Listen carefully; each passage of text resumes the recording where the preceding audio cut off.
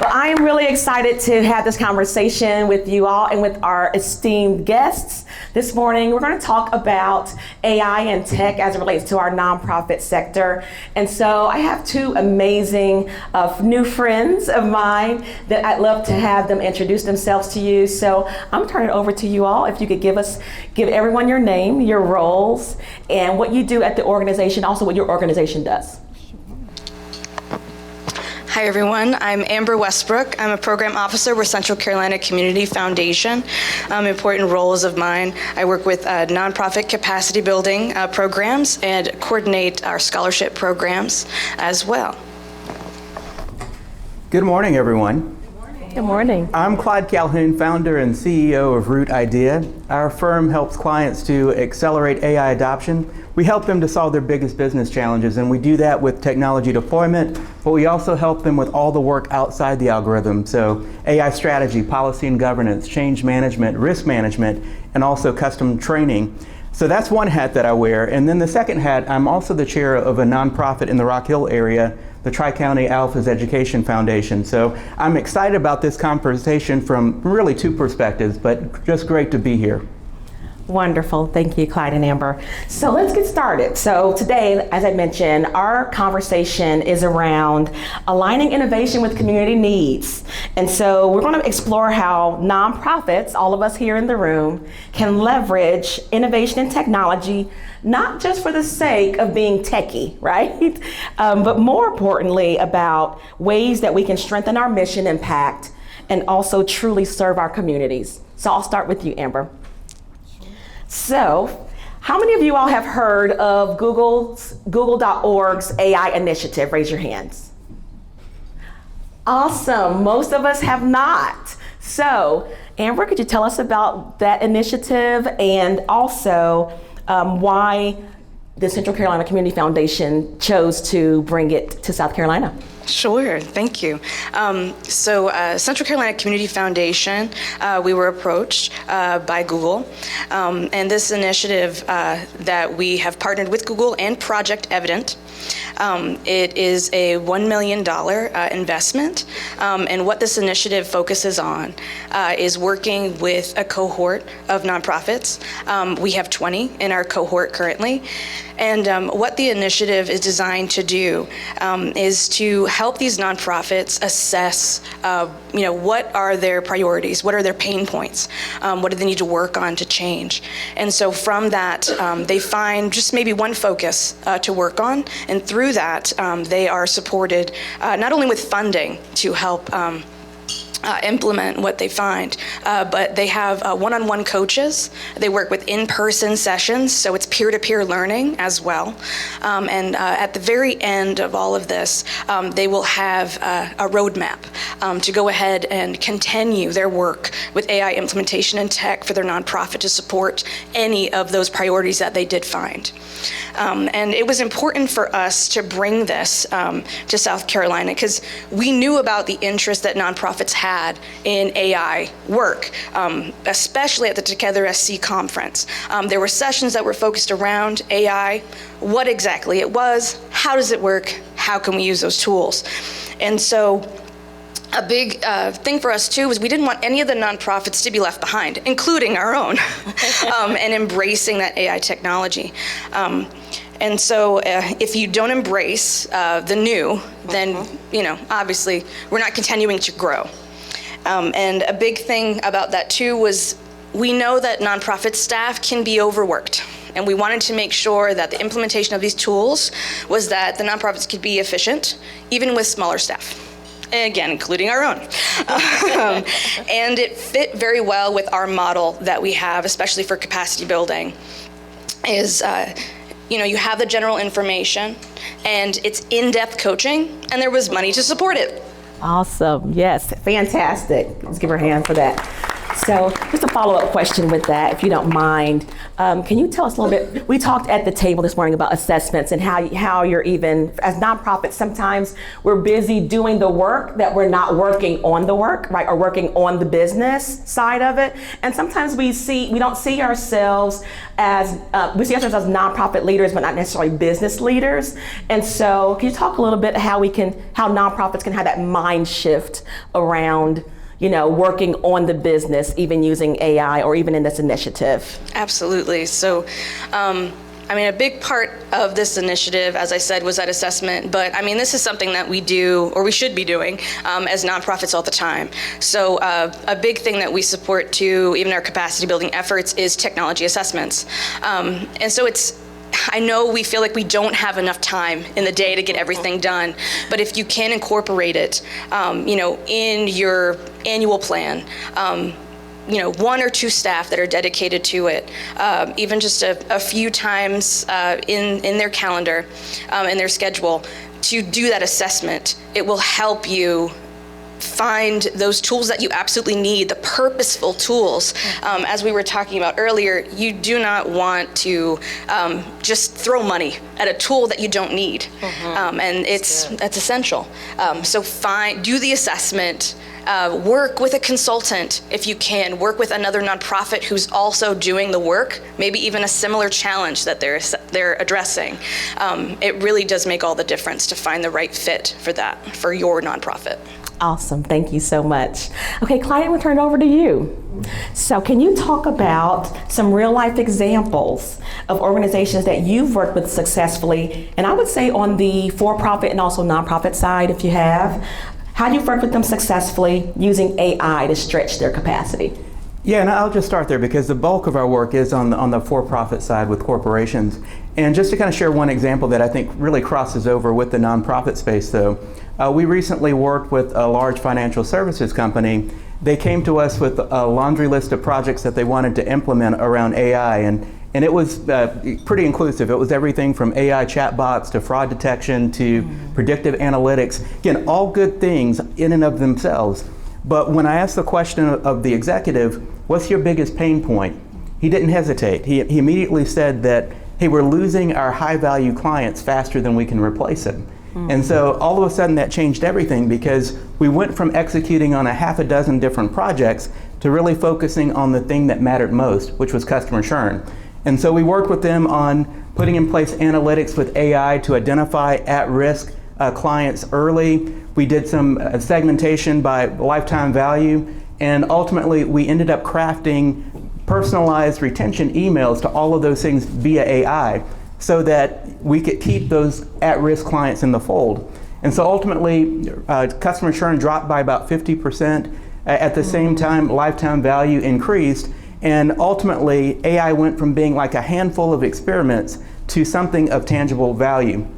And I share that example because if you just replace customer churn with donor churn, yes. I think that's something that's very relevant for the folks in this room. Yeah. And think about it for a moment. If you could identify those donors that might be moving away and going elsewhere and doing things, and reach out to those folks at the right time with the right message to bring them back into the fold, while at the same time crafting the right message at the right time for your other donors so that you're getting a lift across your organization.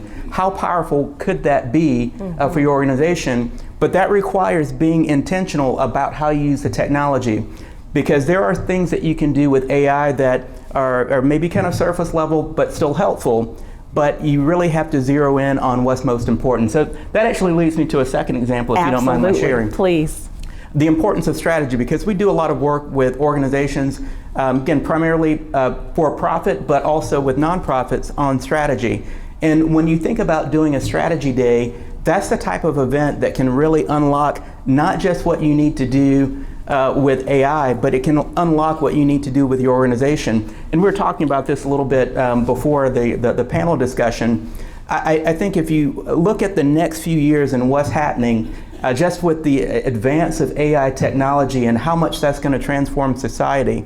If you think about the economic and job impact that that's going to have, you think about the geopolitical implications and not to mention climate change and sustainability. There are so many things that are happening right now across the world, that our organizations need to be mindful for how we're going to serve our populations over the next few years and how we need to adapt and bring new capabilities to bear. And so, getting that time where you spend it looking at your organization strategy, and as a component of that, how you're going to leverage technology is critically important. That is so good, so good. Okay, next question for you, Amber. How's the foundation envision AI and technology shaping the nonprofit sector in South Carolina over the next few years? So that's a great segue. Absolutely, because with this we were a bit worried, right, that it may become two-tier. So nonprofits that embrace the AI technology and those that don't. And so our plan is hopefully to track that together. We're hoping that nonprofits can focus on implementation and operations. But then we get better together. We really do learn these tools and become, I guess, those trendsetters, if you will, of really making it work, letting it work for you and supporting that. So you learn that tech, and then it goes into supporting the programs, your mission, the way that it's supposed to. But it is going to take time to learn. So we're hoping that this will help with staff retention, definitely giving our hardworking staff some time back, and to continue to focus on that human connection, which a lot of us, that's a key in our work. Absolutely. Thank you for that. And just, I think even as a follow-up to that is thinking about the project the timeline that you're in currently, are there one or two things that you've learned so far that you care to share? Oh, yes. It definitely takes time. But what's nice is that you're not going this solo. There's a lot of resources out there, and nonprofits that we're willing to have the conversations, right? We're all kind of uncomfortable with some of the elements of it, so we're great with asking each other those questions, but also looking to national resources, local resources, because we really are all learning more and more through this. But I even forgot to mention. For our last question there, the future of this is that we really are hoping that these tools can kind of become like an equalizer for nonprofits, right? So we have, all different sizes, all different budget sizes. And, some of us are able to hire a grant writer or a heavy duty evaluator, someone to write our reports. And with this, being able to find the right tools for us, we can make up a little bit with that work. So the quality isn't hindered because we don't have the time or we don't have the money. We're all putting in an amazing effort. And we want to make sure that that work does shine and that these tools can work for you. That's good. Thank you so much, Amber. Okay, Clyde, back to you. What do you think are the safest, most ethical entry points as it relates for organizations just starting out? So some of us are just like, I don't know, I'm thinking about it, I've heard enough about it this week, but I don't even know where to start. So where would they go? Well, and the good news is that there's a great entry point for everyone, and that's with just learning about the technology. And there are a bunch of free resources that are out there on the web where you can learn about the power of these capabilities that you can bring to bear for your organization. So that's kind of number one. But then secondly, you can get started with stuff right out the box. You think about the LLMs that are commonly used out there, whether it's ChatGPT or Gemini or Claude or Copilot. There are all sorts of general purpose solutions that you can engage for your organization right out the box with non-sensitive information. And so you think about grant writing as a great opportunity, or developing marketing content for social or for donor campaigns. Those are all things that you can do pretty easily with no support. And then you take a step up from there. There are still things that you can do that can improve efficiency in your operation and give you additional lift. There's some workflow automation that you can do on your own. You can also customize your own GPTs or build out your own agents for your website. Those are things that, again, take a little bit more knowledge but are still within the grasp of everyone.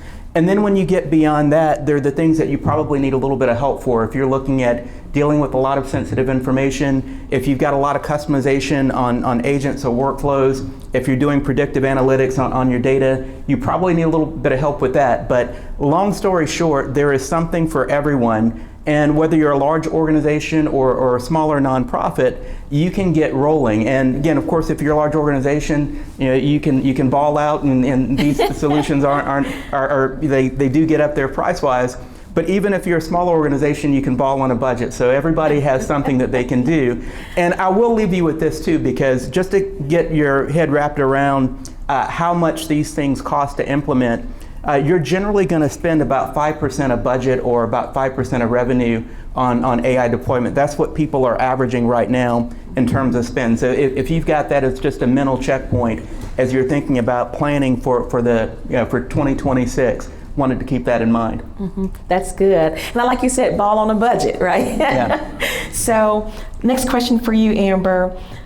Why is it important for philanthropy to invest in, which is, again, you all are so in sync, which is great.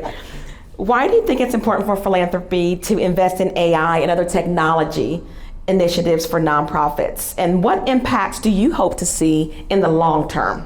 Absolutely. I love this question, by the way.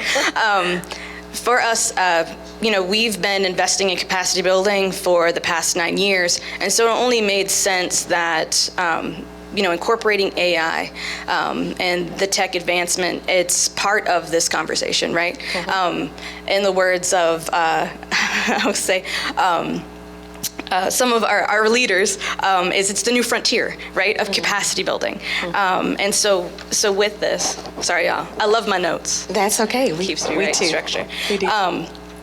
But we're hoping that there is going to be a buy-in from nonprofits about these tools. So along with that is clear, responsible use policies in place. We're working on our own right now and fine-tuning that every day, but also providing training to that staff to support this. So I love that there was a session yesterday, I think, on change management. Mm-hmm. And so that is key to continue those conversations. I think right now it's going to be lifelong learning. Mm-hmm. I mean, technology is always advancing. It's mm-hmm. never just going to stay stagnant. So we're really hoping that nonprofits can embrace that mm-hmm. truly. Again, it's to fight through, right, that discomfort with the change, because it can seem scary, but it's really to continue the peer-to-peer learning so that we can continue to grow together. We really don't want any nonprofits to be left in the dust mm-hmm. Or forgotten. So that's our hope. That sounds good. Thank you so much. And I agree with that. I think on the funder side, from my experience, I think funders always want organizations to be innovative and forward thinking. And so building your technology plan or strategy in your funding ask is really important. Being clear on what you plan to do at all levels can help them to, and may even be the deciding factor on whether you win or not. And so again, being willing to embrace the technology, and also, like you both said, really researching to see what's out there. Try out, there's tons of videos on YouTube and all the things about the different platforms that are out there. I'm sure each platform has its own tutorial library, and so just start right where you are is what I hear you all saying. Okay, anything else that you would care to share on that, Clyde? Yeah, I mean, I think that's at the heart of it. Just start. And the one thing that I don't want to mislead anyone from the perspective of implementing AI does take work. I mean, it's going to take a lot of commitment up front in terms of your time to understand it and apply it and go through all the training. And it takes dollars up front as well. But if you do all that work, think about it on the back end of being able to lift donations by 10%, or being able to free up the time for the team that you have by 1,000 hours. What would that mean, for your organization? So you have to recognize that there is this hump that you've got to get over in terms of getting AI rolling in your organization, but the benefit truly is well worth it. And then the other thing, just to kind of piggyback on something that Amber said earlier, just in terms of the pace of technology advancing, it's not slowing down anytime soon. And so you can learn one software solution today, and next week, there's something else that's out there. So what I encourage you to do is not even so much think about the specific technology or the specific platforms that are out there, but think about evolving your organization to be more dynamic, to be more agile, so that no matter what technology solution is being rolled out tomorrow or the week after, you're still able to embrace it and pivot and use that to your full advantage. And those are the organizations that are going to be most successful. That's good. Thank you both so much. So I'm going to go back to a question that I asked you before. That you mentioned a term that I don't want to assume that everyone knows about, Clyde, as it relates to predictive analytics and the power of it. Can you share, just at a base level, what predictive analytics is, and then kind of paint the picture even more as it relates to that donor reach or that donor retention? Yeah, sure thing. So if you think about predictive analytics, it's that idea of being able to see these patterns that are happening that people can't even pick up on. And so the way that these large language models or LLMs are trained, they're trained on massive data sets. And so the way that they start to look at your data, they can interpret that based on everything that they've learned and pick out very nuanced pieces of commonality across donors. And so when you do that, you're able to identify, well, hey, this donor, their giving's dropped by just a touch, and given the other things that we know about them, they're likely to move away over the course of the next 6 months. I mean, those are the types of analysis and conclusions that you can draw from these capabilities, and they become really powerful, not just for organizations, but in business as well. I think it's really interesting. I'll just kind of use a practical example. There was, Google's DeepMind. This was about 10 years ago. They were experimenting with the power of these types of analytics, and they were teaching their zero chess program effectively on how to navigate the chessboard. And so they started with this new concept using deep learning and analytics, and they let it just kind of figure things out on its own. And not only was it able to beat all the human champions, it beat all the other computer programs that were there. And what they identified was that it had created new strategies for chess that humans had not even contemplated. And so we had, in the history of chess, and we've been playing chess a long time, but it identified these opportunities or strategic moves that no one had even conceived. And so that's the power of this technology and being able to see beyond what our current human capabilities are. That's so good. Good. Okay. Another question for you, Clyde, follow up. How do we balance efficiency with staying human-centered? You kind of touched on that a little bit, but can you share more? Yeah, sure. And I actually think that goes back to the whole conversation about strategy, because there are a lot of things that you could do when it comes to AI. And don't get me wrong, there are a lot of cool, fun things that you can do, and a lot of things that may take time out of your day, and none of those are bad things. I look at just crafting emails, or you look at generating presentations or grants. I mean, there are a lot of things that can take time off of your plate. But at the same time, if you're not focusing AI on the things that matter most to you, on how you can better serve your constituents or fulfill your mission, you're missing out on a powerful opportunity there. And so if you take the time to step back and look at your strategy for your organization, and then start to look at, well, okay, how can AI help me to amplify what we're trying to do? That's the real power of the technology, and that's where you end up getting the right balance between human-centric impact and just the efficiency piece. Otherwise, you end up with a lot of activity, but not necessarily the right focus. Good stuff. Okay, I want to talk a little bit now, switching gears, because we've heard some of the wonderful things that AI can do. Think about grows and woes, right? And so some of the challenges that may also be associated. So my question is, many people or nonprofits are hesitant, even still, or even skeptical about AI and emerging tech. What would you say to them? And either one can start. Yeah, I'll start that. I mean, I'd say that you have to think about who else is going to do it if you don't learn it. And because we already know that AI, for example, has a lot of biases in place because of the historic data that it's been trained on. But if the folks in this room don't take the initiative to train it a different way, to take the lead in how this technology can be used responsibly, everything will default, to the worst impulses that we have. And so I really think if you're hesitant, that's the very reason why you need to be in the game, because otherwise you're leaving it to people that are not hesitant, that may have different intentions than what you have. So that's the one thing that I would say. Very good. Love that. Again, it goes back to that like being uncomfortable, right? Because we're all uncomfortable with the use of it, and it can be overwhelming. But when you break it down, right? Again, that change management, you break it down to the smaller pieces. It becomes much more manageable. So again, it's that key to assessment. But in embracing those new tools, getting that time back, and just as Clyde said, you're leading the way. And you're definitely sure not to be left behind, but also there's a big worry about, well, AI is going to replace me.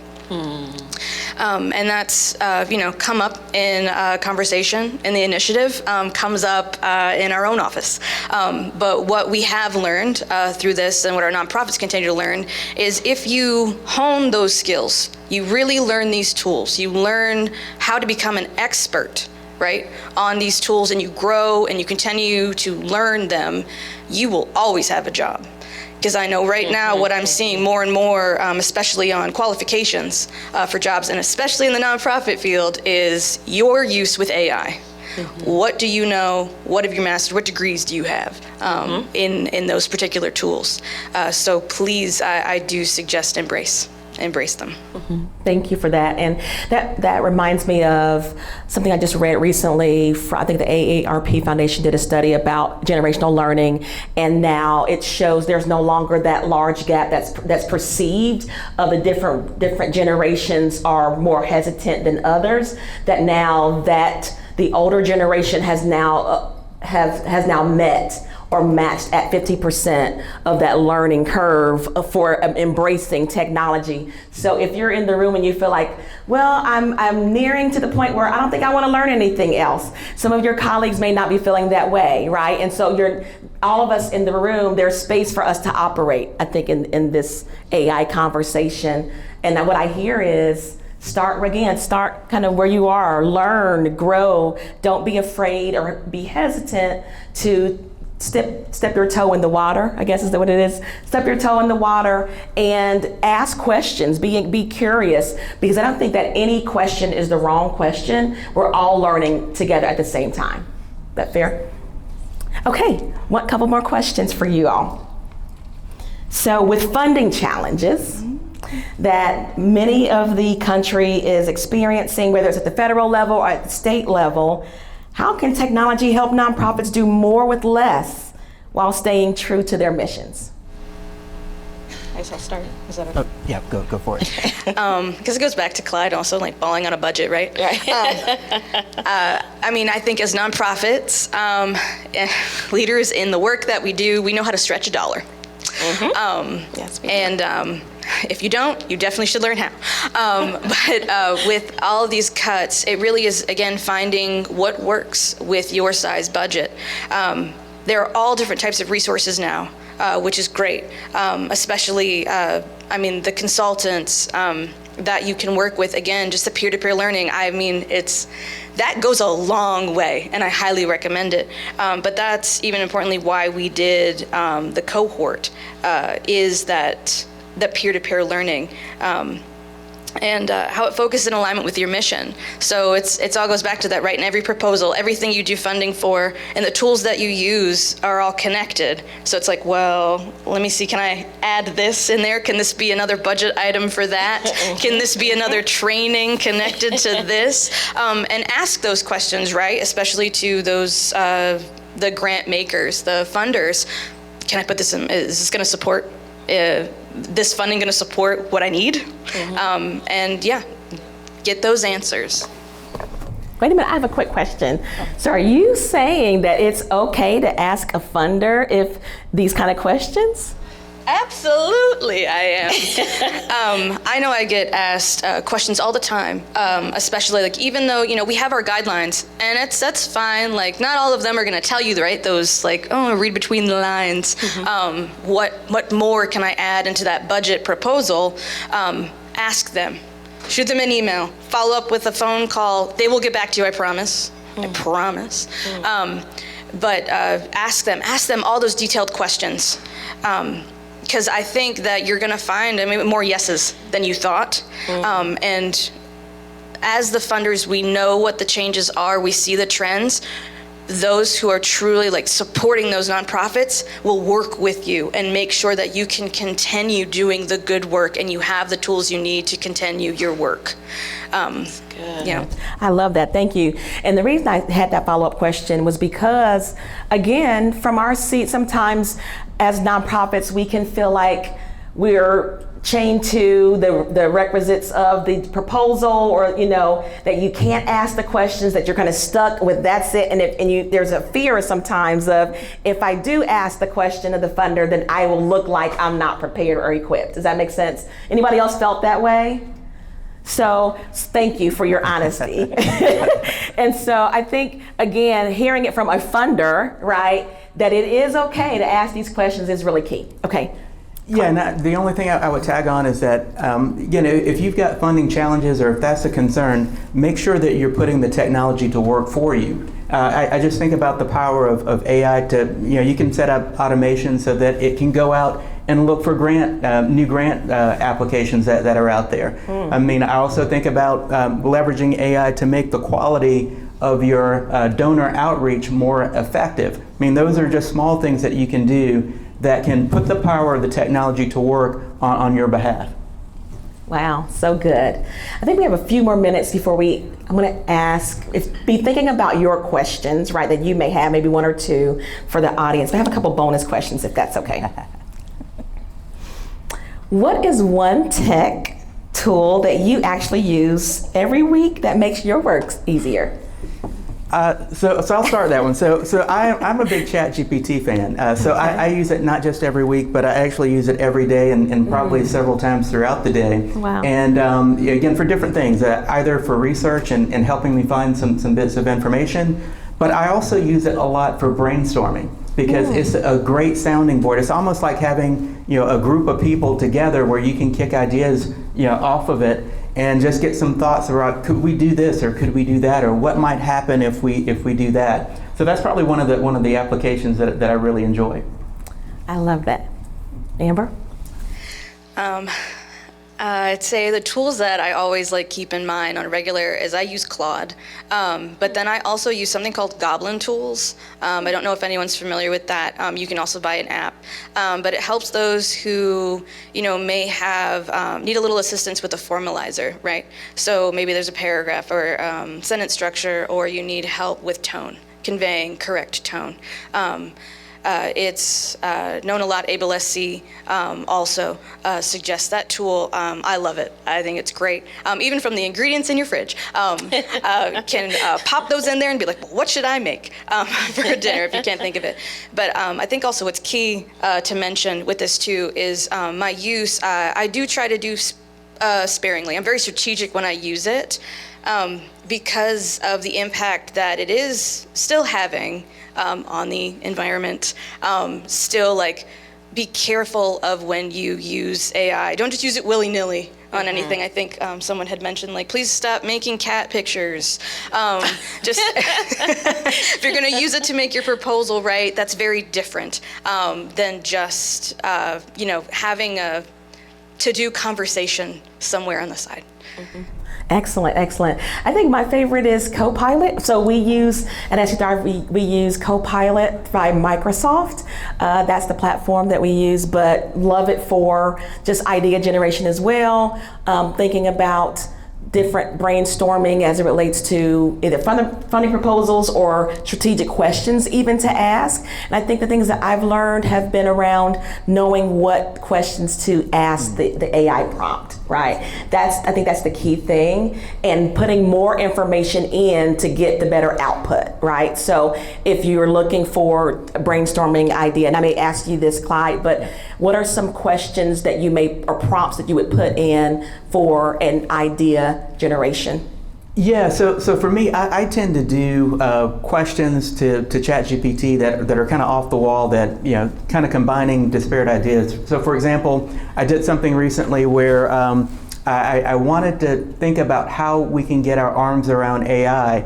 And so I asked the question, if AI is spreading like a wildfire, what are some of the wildfire management practices that might translate into actual business opportunities? So again, taking two very different things, natural wildfires, and then this AI wave that's taking place.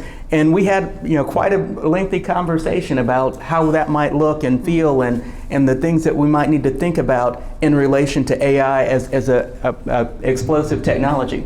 So that's one example of how you can do it. But to your other part of that on asking better questions, I think the more detailed that you can be in terms of what you ask, and then don't just accept the first answer, but dig in and have a conversation with it.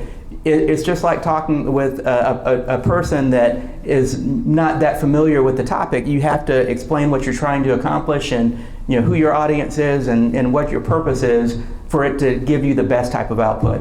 Awesome, awesome. If you could wave a magic wand and instantly fix one frustrating tech problem that you see for nonprofits, what would it be?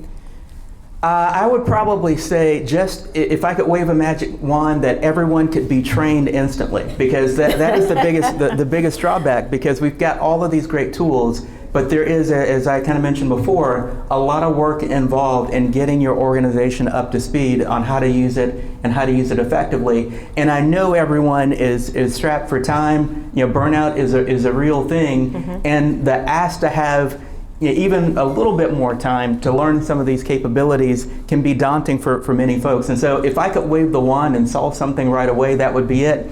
But unfortunately, I don't have that magic bullet. And I'll say this again, if anyone tells you that you can get AI up and running in your organization effectively without significant time and dollars commitment, then I also have some land in Florida that I'd be interested in talking with you about.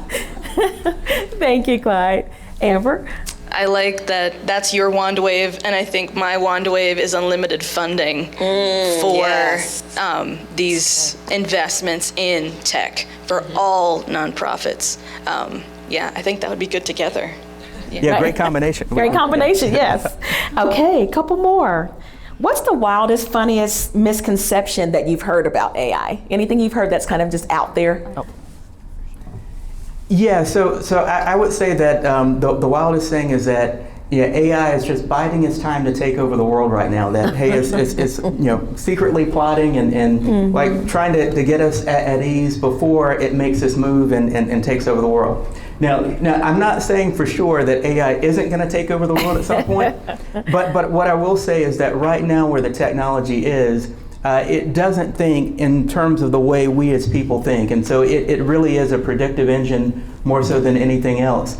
We'll save that wild idea for another time, but that's probably the thing that I hear most often in terms of big concerns. Yes.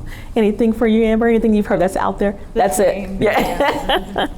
Okay, final question for me.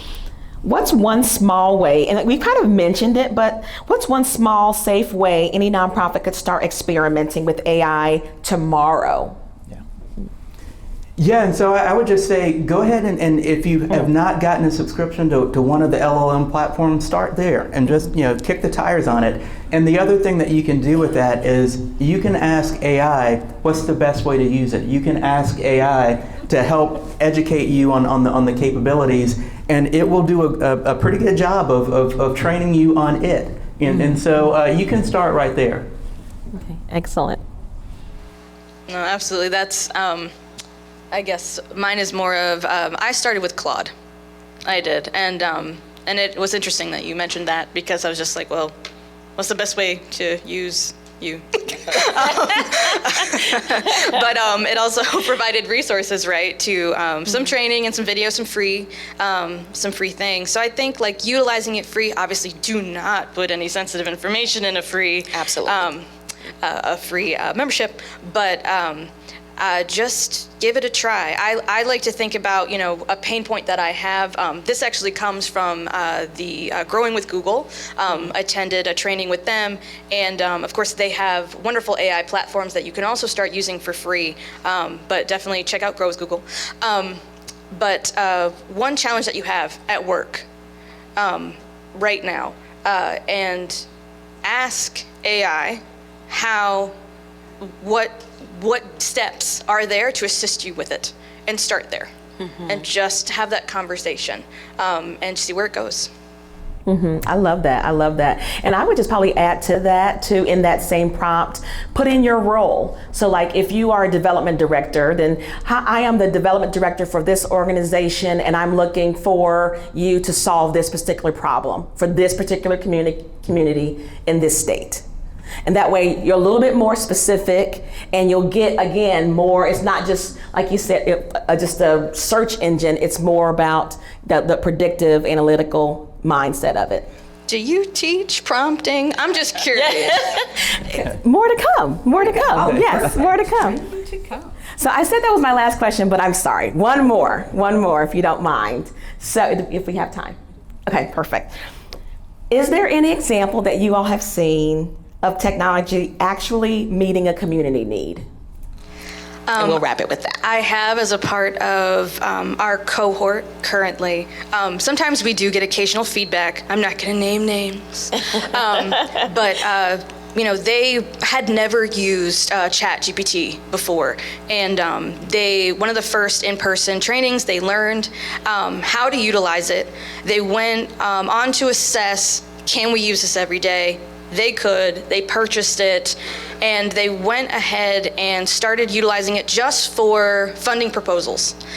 And they sent out 3 times the amount of funding proposals than they would typically do. Again, seems like just a simple start, right? But from then, their funding back has also increased, maybe not 3 times, but at least twice. Wow, come which on, I that's think good. That's a big deal. Absolutely. To at least get time back, but then to be able to apply for much more funding. I mean, I know that's what we all want to do, right? Put them all out there, especially throughout the year. So that's my one example.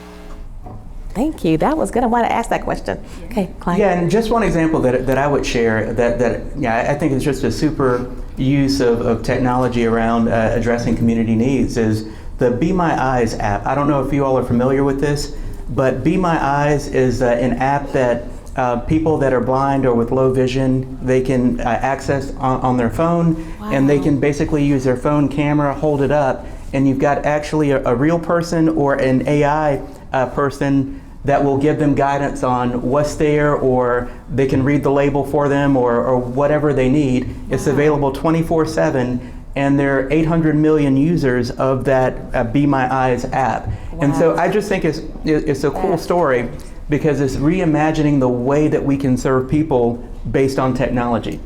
So again, who would have thought, 10 years ago that something like that would be doable? But here we are with basically incredible capabilities. That is awesome. I love that. Thank you, Clyde. I had not heard of that. So Be My Eyes app. Yeah. Perfect. Okay.